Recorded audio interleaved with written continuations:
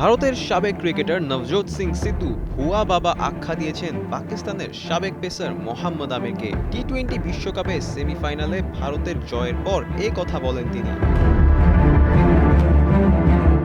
সিদ্ধু বলেন, অনেকেরই ভুয়া ভবিষ্যৎবাণী করার অভ্যাস আছে। ঠিক হলে তারা বলে তীর ছুঁড়েছি, আর ভুল হলে বলে এটা শুধু অনুমান। তারা সবসময় জ্ঞানী বাবার মতো আচরণ করে। সিদ্ধু আরও বলেন, এরা আসলে ভুয়া বাবা। বলেছিল ভারত সেমিফাইনালে উঠতে পারবে না, দক্ষিণ আফ্রিকা ও ওয়েস্ট ইন্ডিজ যাবে, কিন্তু সঞ্জু স্যামসনের আগমনের পরে সেই দুই দলই বিদায় নিয়েছে।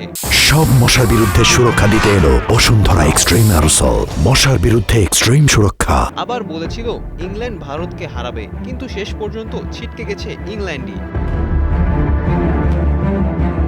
অন্যদিকে আমির মন্তব্য করেছিলেন ভারত সেমিফাইনালে উঠতে হিমশিম খাবে এবং ইংল্যান্ড সহজেই জিতবে। তবে ভারতের জয়ের পর তিনি বলেন, ভারত ভালো খেলেছে, ইংল্যান্ড একটি গুরুত্বপূর্ণ ক্যাচ মিস করেছে। যদি স্যামসনের সেই ক্যাচ ধরা যেত, ইংল্যান্ড হয়তো 19তম ওভারেই জিতত। যেহেতু কাদা ছোড়াছুড়ি এই গল্পের শেষ কাদাটা মেরেছে ভারত, আমির কি বসে থাকবেন নাকি দিবেন পাল্টা জবাব? ফারদিন রেজা, কালের কণ্ঠ।